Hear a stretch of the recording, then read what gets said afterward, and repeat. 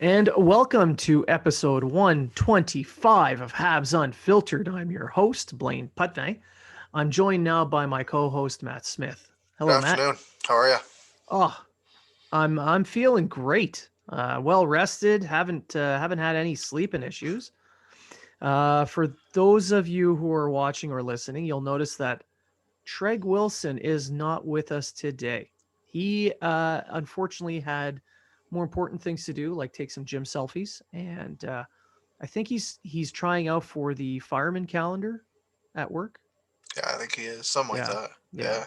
So far, they keep shooting him out of the friggin' building and burning every picture he sends. But we have to admire his stick to itiveness. Oh, yeah, he's definitely showing some courage. So stick with it, Treg. You'll make it there, buddy. Someday, Yeah. someday, Yeah. maybe if he tattoos a good-looking guy on his face, it'll work. It's always an option. Next thing you know, he's got your face tattooed onto his own. Oh, that might be dangerous. Kind of creepy. Yeah. All right, so yeah, so the Canadians played. I'm in Halifax at midnight my time, 11 your time in Yeah. Ontario. So that made for a fun evening. Yeah, you know what? It was funny. It was kind of fun, like watching social media and like different accounts asking people if they're awake and all that kind of stuff. So it was a little bit fun, but I wouldn't recommend watching too many games that late. Like I felt bad for some of the guys that are in Newfoundland and stuff like that. It's just so much so much later, and at least they stayed up for a win though.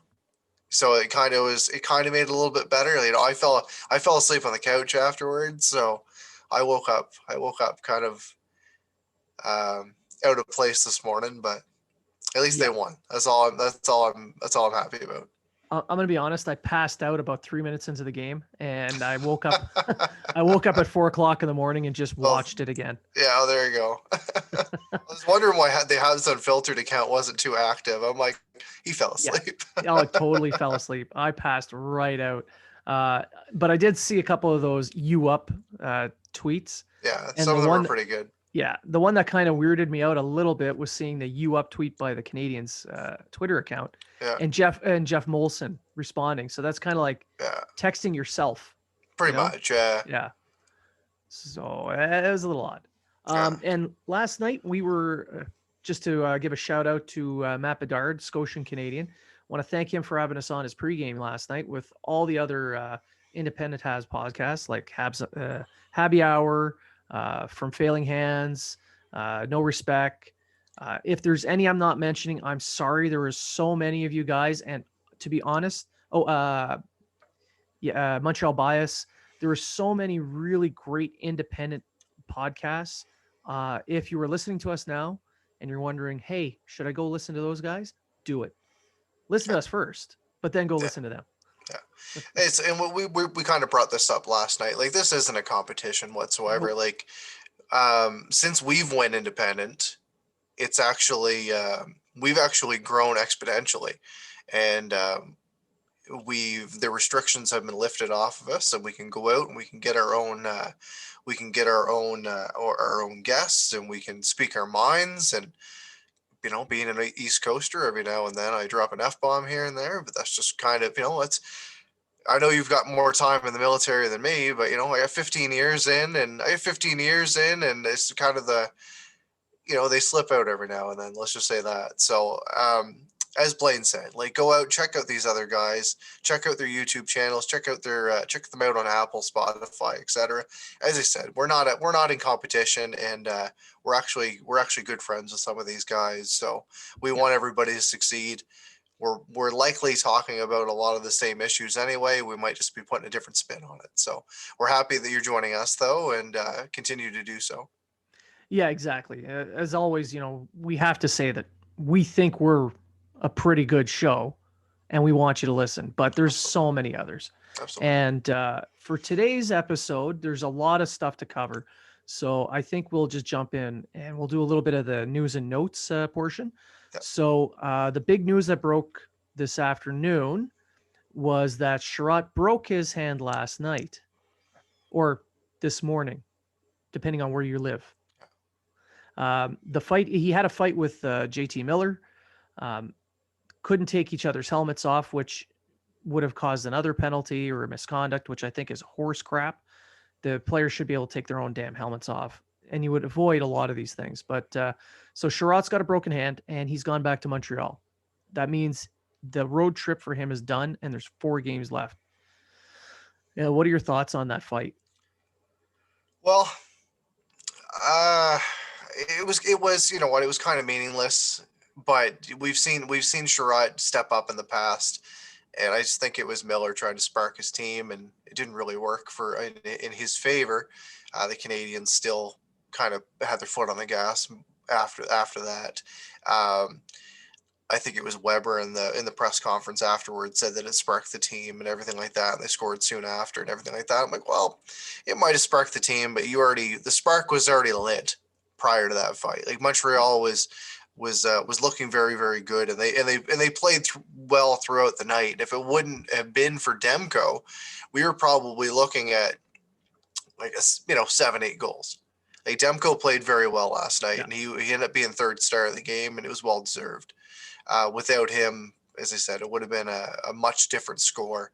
But you know what? We've talked on the show quite a bit about possibly the Chiarot Weber pairing being split up for a couple of games, just to test here and there. But this isn't the way you wanted to see it. Chiarot is a valuable player to the lineup. He's a guy that's going to give you over 20 minutes a game. He's going to play the hard minutes. He's going to kill penalties. Yes, you know what? He takes some dumb ones himself, but under Ducharme, he hasn't been as bad, and so is the rest of the team. They're playing with a little bit more discipline, and they're not. It just seems that they're more structured, and their their whole personality has kind of changed under Ducharme. Um, it's going to be a loss. This is also a guy that puts the puck on net. He'll jump up into the rush. He might not be the most fleet of foot, but he's only got a goal this year. Last year was more of an offensive year for him, but I think they're going to miss that shot generation from him. And if he misses any length of time, they might have to look into pulling someone from the taxi squad or something like that, because they put Romanov up there a little bit last night with Weber. They put Kulak up there with Weber. Now probably Mete is going to be joining the lineup, etc. And personally, I wouldn't put Mete as a top pairing right away with Weber, just based on the fact that he hasn't played in a long time. And we'll get into obviously the Calgary series in a bit. That's going to come up after this, yeah. But you've got a Calgary team that hasn't played for a while. They're now playing for a new coach. They're going to be motivated. You really want to put a guy in playing top minutes on the top pairing? I would say no. Yeah. So for me, I'm going to go back to the Chiarot thing for a moment. The fight itself, I know some people on Twitter last night were saying that the fight was pointless. And I disagree, because as you mentioned, Miller was the one trying to spark his own team. Yep. Had Chiarot not taken the invitation to this fight for whatever reason, that would have definitely have sparked Vancouver, because then they would have said, hey, they're not in it. They're not ready to go. Just by agreeing to go and stepping in and fighting, win or lose, it showed that they were in the fight. Yep. And the guys on the bench, Weber mentioned it, as you said, that it did make a difference. And I agree that they were already rolling. So they just poured more gas. They just poured more gas on the fire. That's all they really did. Yeah. So maybe it would have slowed it down. Maybe it would have gave some more life to Vancouver. That is a heavy price to pay, though. Like you said, losing a guy like Chiarot, who does help get some shots on net, but looking at his zone exits in recent games, he hasn't been very successful. No, so hasn't. We're not going to see a big loss on that front. So the transition game might actually improve with Mete in the lineup. And I agree, Mete should not be on a pairing with Weber to start with. No. If it were me, I would put Romanov up there, So would I. or even Kulak, one or the other. Yeah. It can't be Mete. And like I'm not No, just saying that because it's Mete. It's just he's missed so much time. He's only played 5 games this year. yeah, Of those 5 games, maybe one of them he looked okay.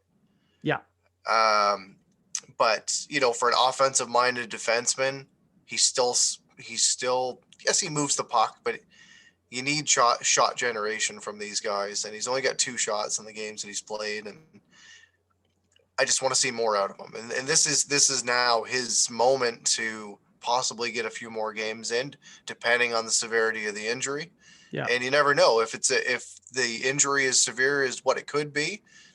Maybe Bergevin's picking up the phone. Maybe he's doing some shopping right now. Yeah, that's the thing. People were talking about trading Mete for some picks or something just to score something out of the deal because he asked for a trade. But we needed that depth on the team, and this is where the depth is going to come in. I would leave Mete on that third pair, left or right doesn't matter. He can play both sides, but leave him down there. Leave him play. Let him play against third lines and lower levels, and only pick up like 14 to 17 minutes. Yeah. That's his wheelhouse. By not trading him, they do have that added bonus because the next guy in line is Ouellet. And Ouellet did pretty good in the bubble, but right now Mete is slightly ahead of him in the depth chart. And pulling up Ouellet from the AHL to play in a third pairing would have hurt a little bit more than putting in Mete. So I'm glad they didn't trade him. And I agree that he's probably making some phone calls right now. Now, Brian Wild last night in his Call of the Wild mentioned Ekholm, which I think is perfect, especially since I wrote an article about Ekholm being a target of the Montreal Canadiens about 2 weeks ago with the hockey writers. And anyone who's expecting to get a guy like Ekholm for anything less than a first, a roster player, and possibly a prospect, you're dreaming, because this is a seller's market, and Ekholm meets every single requirement for any team looking for a defenseman. He can move the puck. He's big. He is mobile. He's got an excellent first pass. He's very solid defensively. He can get shots on net. He can create passing lanes. The man can actually play on a power play and kill a penalty. He is a top pair capable defenseman. Yep. And he only makes $3.75 million per year for this and next year. Yeah. For a bigger guy, he's about the size of Edmonton. He's like 6'4" or something like that. Yeah. 215, 220, something like that. He isn't as much of a physical player as a guy like Edmonton. He's more of a get in your lane type guy. He'll eat up minutes, but he's more of a shot blocker than anything, but much more offensive minded. Yes, and his style of defense is very effective. He fills the lanes. He makes it hard. He fills gaps. His gap control is excellent. He's right on top of people. Yeah, he'd make an excellent partner for Weber. And they have played together in the past. Yeah, they'd make an excellent partner. There's that familiarity right there. Yeah. That would definitely be a game changer for the Canadiens if he were able to pull off a trade like that. Yeah. So another game changer has been Kotkaniemi.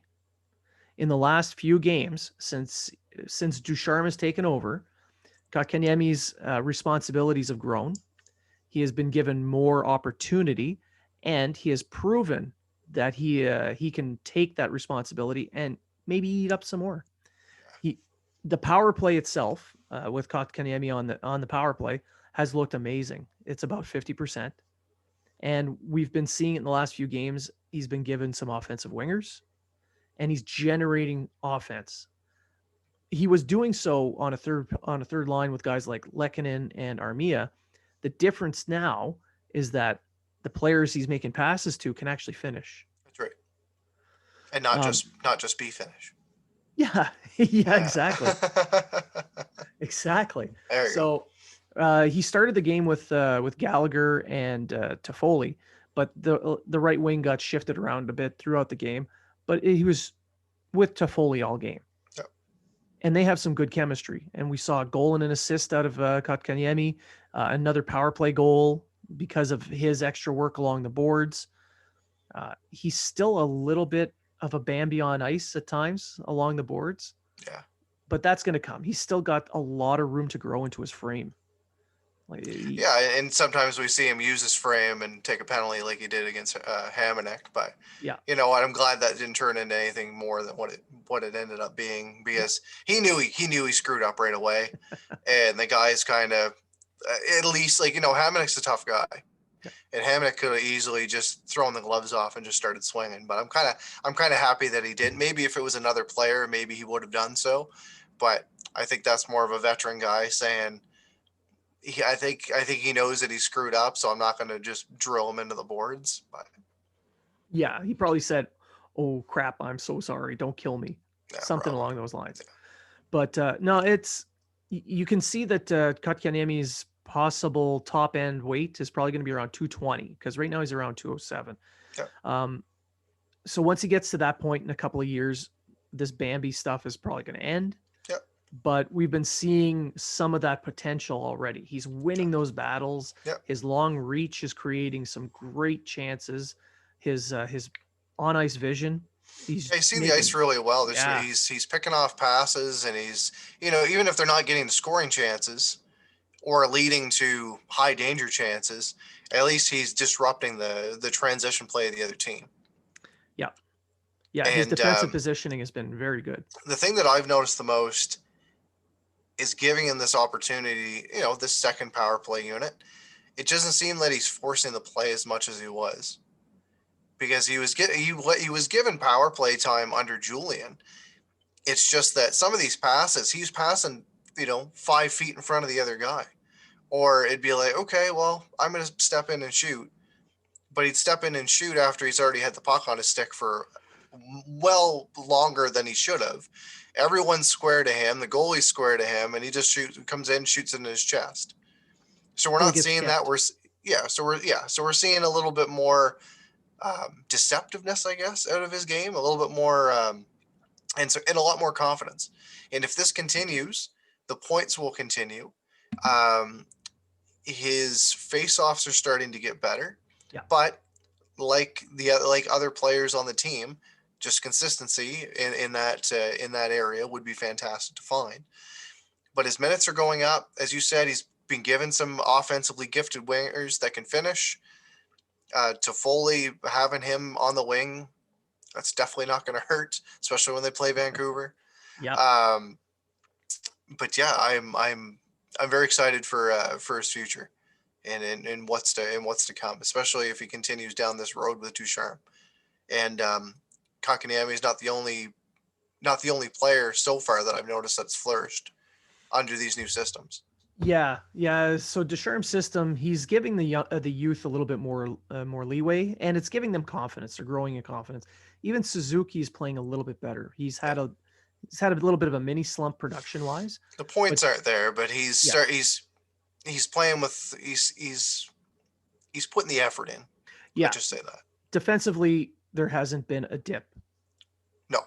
So really, it's just trying to generate a little bit more offense. Yeah. So and what we've seen now is Suzuki and Kotkaniemi are the top 6. Danault has been moved down to a third line role, and that paid off for him. He scored a goal. It did, yeah. He finally scored a goal.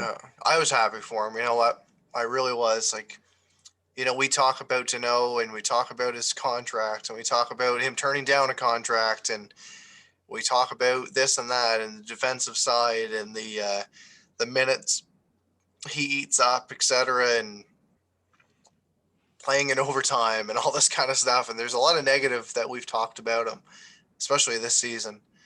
But as of late, he's playing probably in his last, say, 3 games, has probably been his best hockey of the season. Yeah. He's put up some meaningful assists, and then last night, finally a goal. So now I believe it's only Kulak and Mete that don't have a goal. Yeah, and I think that's going to come in the next little while.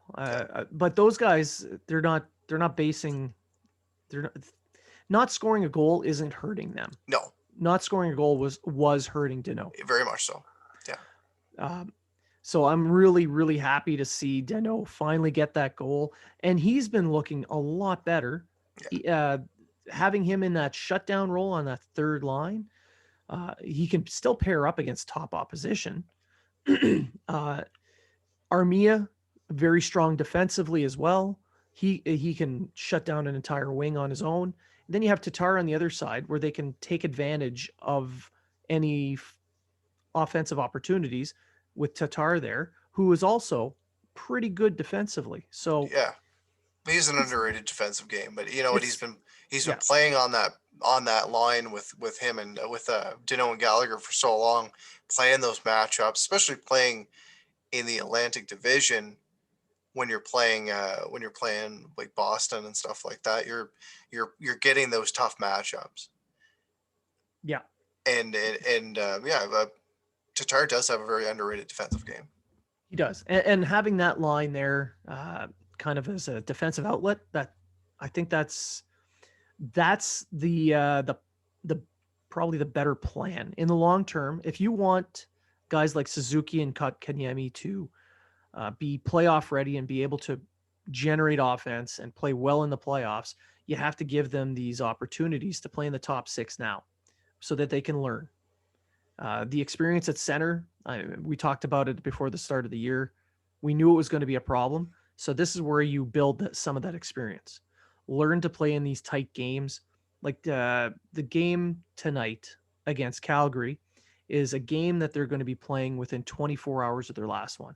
So that is a tight schedule, and it'll bring out a little bit more of a playoff style. So these are the experiences you want them to get. Ducharme's system, we've talked about it a little bit already. Well, I mean, the power play, they've made changes on the power play with more Suzuki and Kotkaniemi availability, starting with those guys instead of Weber's wave.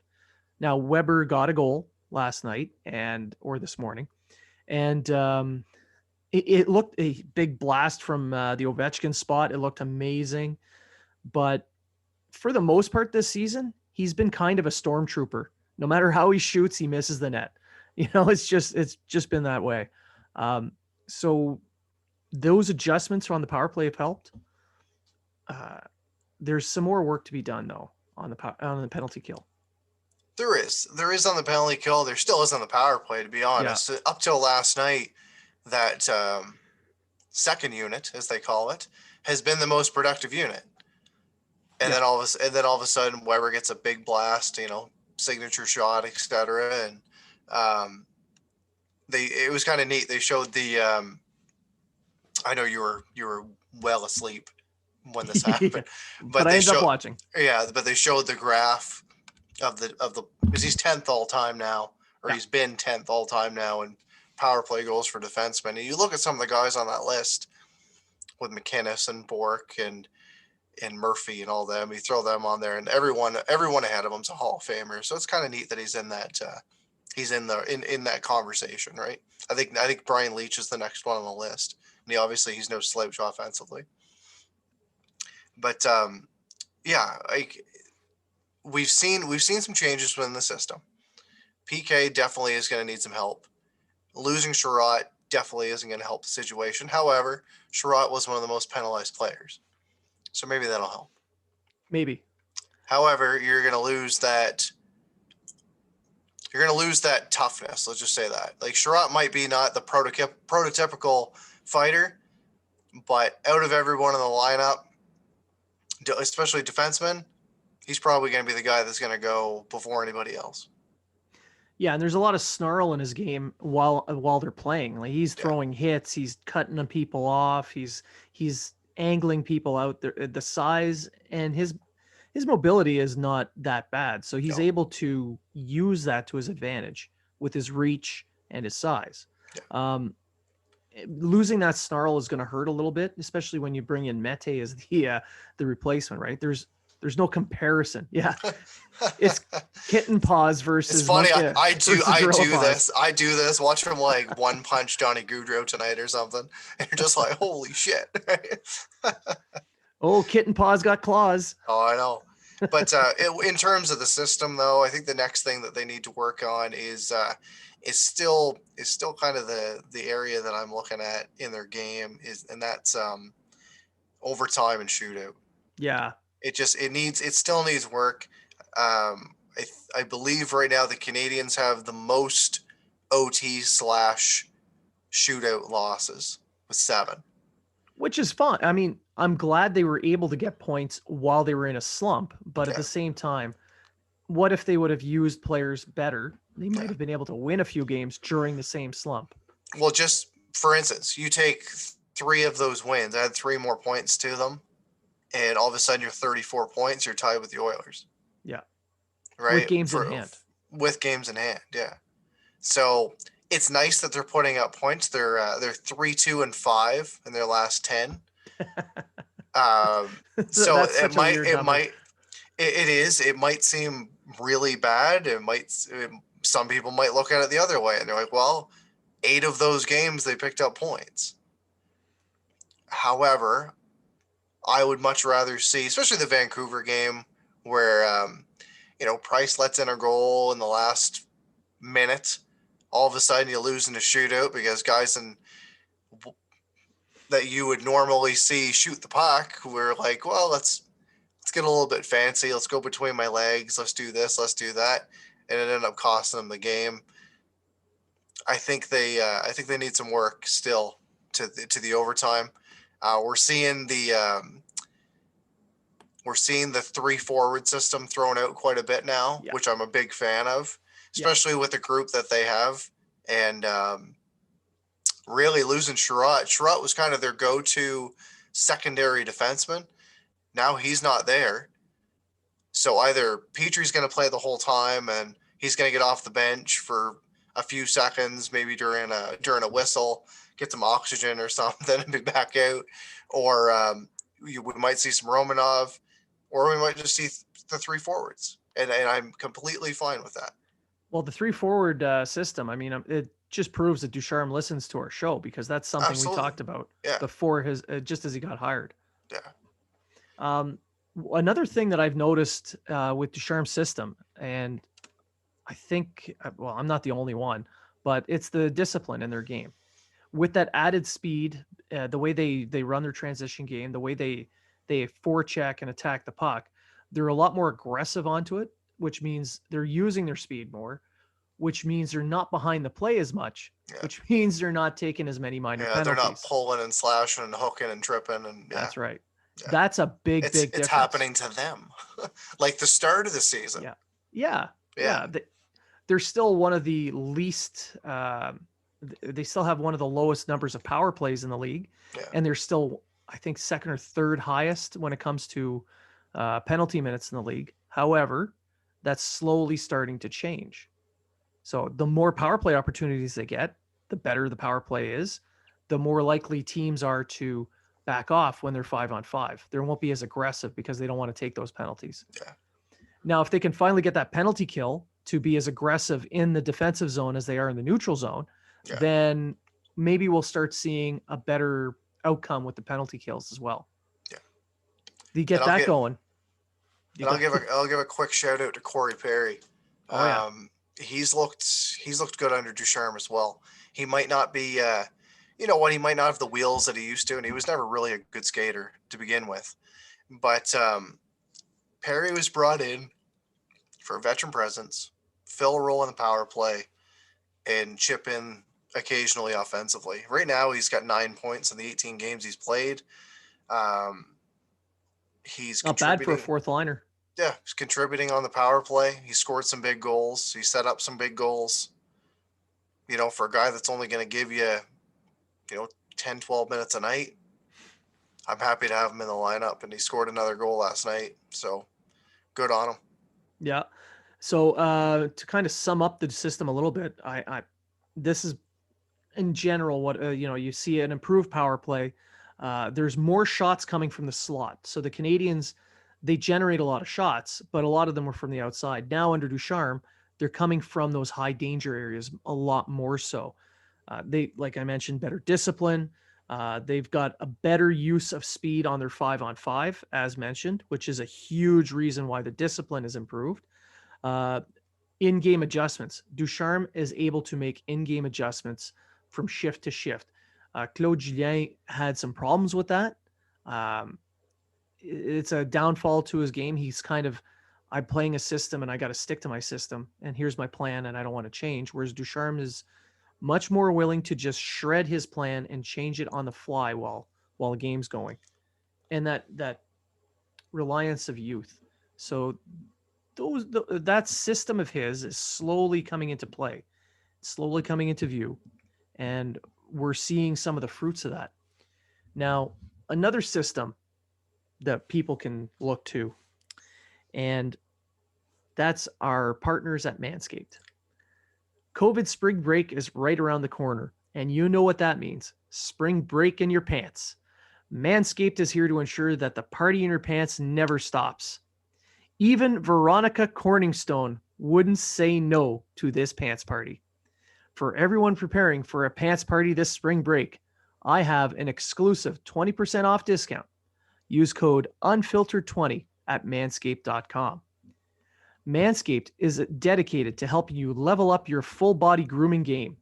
The Perfect Package 3.0 kit comes with the essential Lawnmower 3.0, waterproof cordless body trimmer, and a ton of other liquid formulations to round out your grooming routine. This is the best trimmer on the market for those of you in need of a chest or ball shave.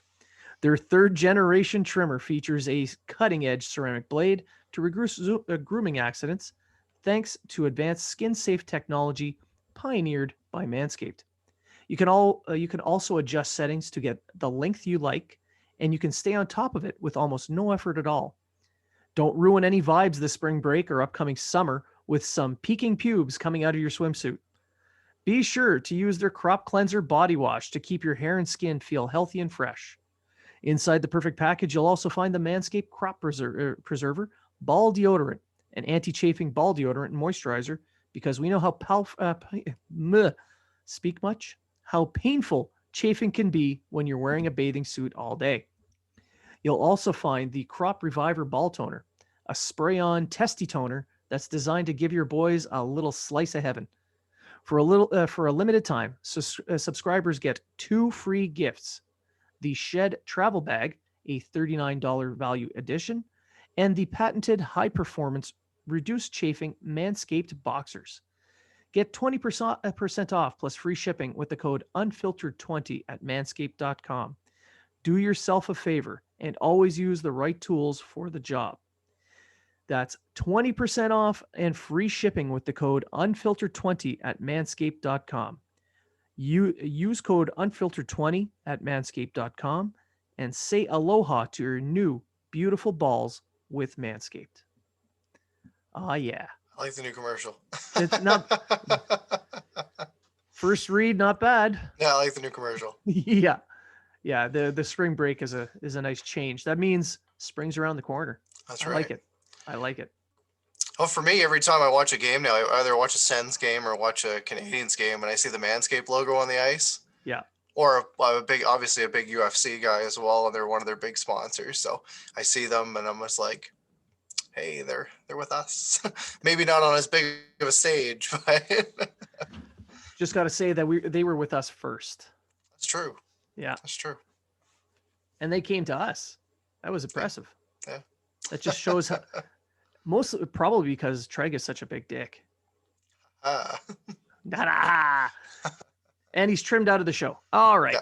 So the final part to our show today, we're going to talk a little bit about the Calgary series. So we kind of alluded to it before the ad read, and that's Calgary hasn't played since Sunday. So they've had 4 days off. They hired a new coach in Sutter.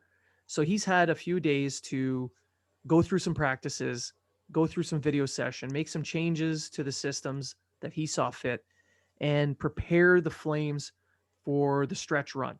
Now, the Flames are only a couple points back of the Canadiens. It's not a big gap. So this is possibly a trap game for the Habs, who played less than 24 hours ago. Um, make a change in the lineup with Chiarot out, so that kind of changes the chemistry a bit. Um, I would not expect to see Price play in this game tonight. I would expect Allen. So you got a couple of changes in the lineup. What do you expect to see tonight in coming from Calgary? Well, you're going to see a rejuvenated team. You're going to see a team that, as you said, they haven't played since Sunday, so they should be a very well rested team. However, we've seen that happen with the Canadians and getting a week off and then coming out completely flat. Yeah, However, you add Daryl Sutter to the mix of that, and we saw one of his first practices. The guys were doing bag skates and everything, and much more up tempo. To the point type drills. So they're obviously going to want to impress their new coach. yeah, This isn't an interim tag on this coach whatsoever. They went out, they got rid of Jeff Ward, and I believe they signed Sutter to a 3-year deal. yes, they did. So it was one of those, we're not just bringing this guy in the interim while we shop for somebody else. Like, this is their guy for the foreseeable future. But anytime you play Calgary, they've got guys in their lineup that can be game breakers. You've got Lindholm, you've got Goudreau, you've got Tkachuk. So obviously that that physical element, that it more intense in your face element is there. You've got guys like Leach, who you never know if he's going to come out to play or he's just going to be a pest. Obviously, you've got Dylan Dubé, who likes to hit people in the head, etc. Right? So we'll see. Like, it's really going to come down to how well the Canadians travel from Vancouver to Calgary. Did they get enough sleep? Did they get enough this? Did they get enough that?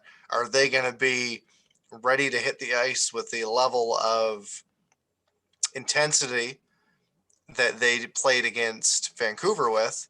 And are they going to be able to match that intensity that Calgary is going to come out with trying to impress their new coach? Yeah. But we'll see. We'll see who the goaltenders are. Should be Allen for the Canadians.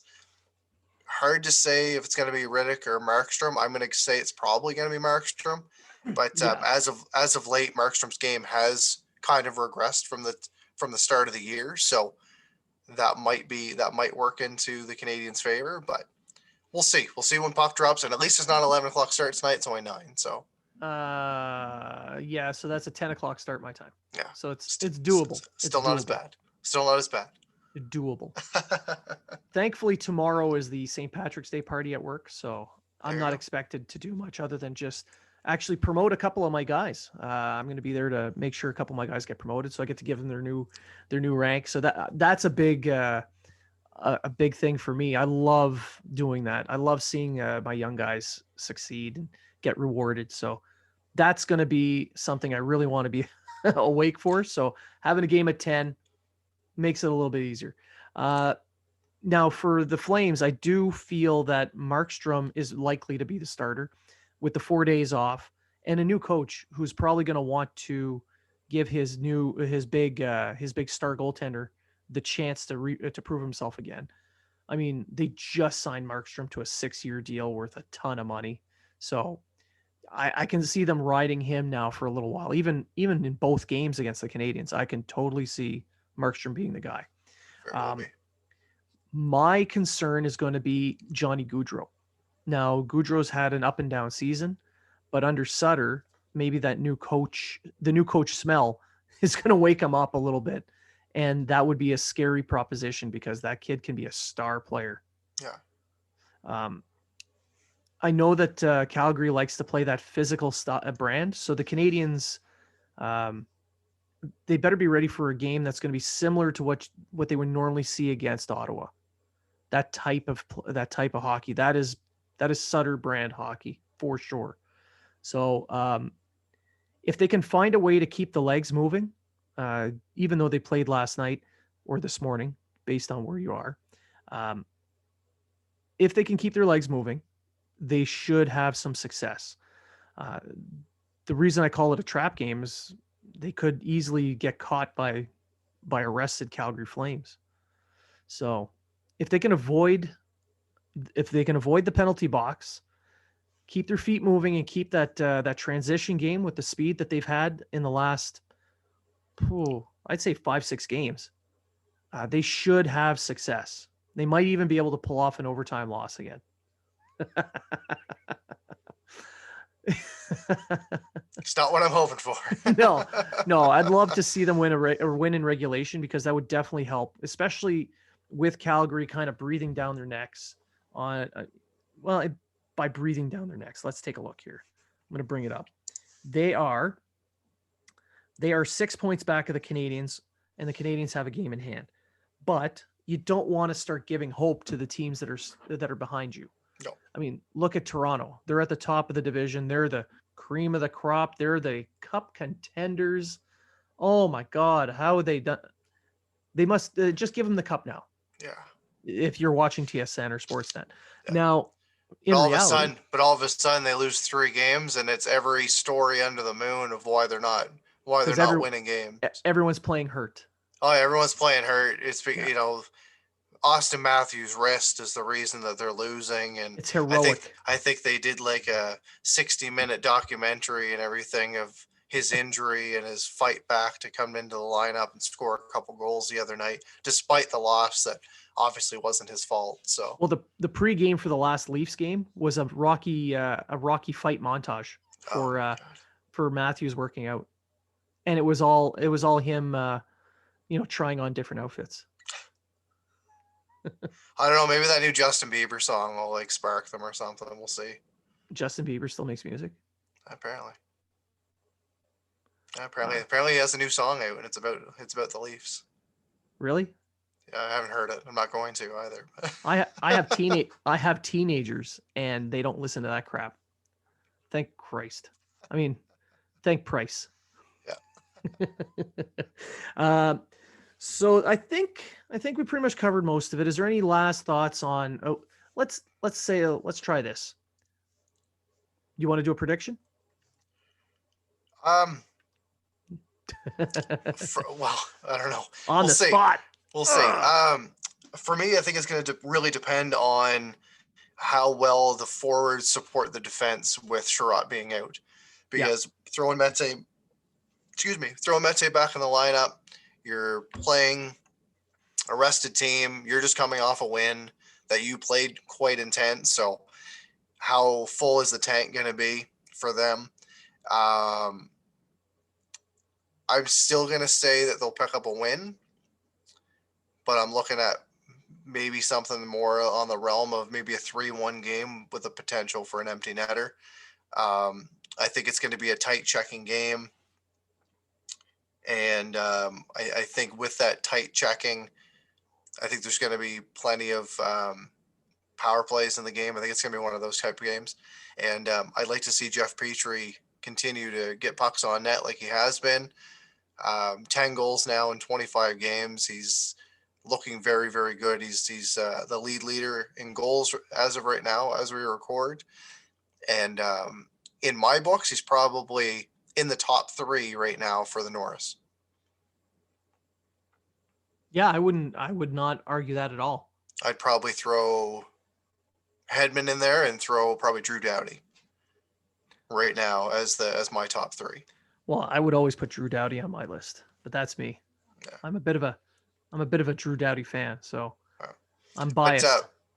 But yeah, I'm really hoping that the young guys can continue to play hard, that Jeannot comes out with a little bit of more confidence in his game, and I keep the lines the same. I would not make any changes unless something happens throughout the game. And another thing I'm looking forward to is who's going to play with Weber. Is it going to be Kulak? Is it going to be Romanov? Is it going to be Mete? Are his minutes maybe going to be reduced a little bit? and maybe some more minutes for Petrie and Edmonston. Who knows? Something to look forward to. Yeah. Well, knowing Ducharme, I think there's going to be a platoon of guys playing on Weber's wing. So we might see all three It get very a well could. chance. We Yeah. very well could. But like that right now, if Chiarot's out for an extended period of time, this I'm not going to say this game is more of a showcase for who's going to get that position, but say if they give it to Romanov tonight and he succeeds, it's going to be hard to take him out of that position. Yeah. Now, I think that what the Canadians being a pretty strong road team, that bodes well for the remainder of the trip, even with the injuries. The Canadians are also the third highest scoring team in the division. They're the second best defensive team in the division, and with the scoring, they're just behind Toronto and Edmonton of 93. The Canadians have 84. That's not a big gap considering the star power that those two teams have ahead of them. So the Canadians are more of they're better than the sum of their parts. There's no stars, and they play better on the road. Yeah, exactly. So I'm expecting a very good game tonight. It's going to be, I think, if they can weather the storm coming from the Flames in the first, I'd say 5 to 10 minutes of that game, because they're going to be pumped and they're going to be coming out flying, trying to prove themselves because they're going to be fighting for jobs. If they can weather that storm and come out of that still tied at 0 or 1-1 or something, I think that would bode well for the remainder of the game, because the Canadians will then be able to start to push back and take over, and probably by the end take a win. So let's see how those first 5 to 10 minutes go, and then we'll go from there. You gonna give me a score prediction? Yes, their teams will score. Teams will score. Okay, that's good. Teams will score. A team will win. So one team will score more goals than the other, and someone will win. I'm going out on a limb on this one. I'll take it. Yeah. So I think that does it for today's show. Treg promises he'll be back on the next one. So prepare yourselves, everyone. Wear blindfolds. So I'd like to thank everyone for listening. We want to thank all of our followers, our fans. Again, Matt Bedard for a great pregame show, and reminding everyone that there's a ton of amazing independent Habs podcasts out there, content creators. Everyone works very hard to share their passion, and everyone deserves to have others take a look at it. And so give all these other people a follow as well, and check them out, because it's a great community. And once you're in it, you'll notice how much fun it is. So one thing I just want to add before we sign off, if you're listening to us on YouTube, if you're listening to us on Apple, it doesn't matter. We've got a YouTube channel. We're looking to start pushing YouTube exclusive content, whether it could be some pregame stuff, it could be some after game stuff, it could just be some random conversations that we have throughout the week that we're not going to call an official show. So we're going to only throw it up on YouTube. So if you're listening to us right now, especially if you're on YouTube, you're just a click away, just hit subscribe, and then you're going to get all of that exclusive YouTube content out of us. And sometimes Trag will be here, sometimes you won't. So, it's kind of like Russian roulette. Yeah, and best of all, on YouTube, we get Matt's face. And I bring out just random wardrobe like this Violent Gentleman in Force Montreal hoodie that I found in the closet. Oh, and by the way, Violent Gentleman, we are available for sponsorship. So I'd like to thank everyone for listening. Thank you for that. Thank you for following us. If you don't, please feel free to do so. Feel free to comment. Send us an email at habsunfiltered@outlook.com, and we will get back to you. Just ask Pierre Lirette, and we answer his every time. So thank you very much. And remember, if you are talking about it, so are we.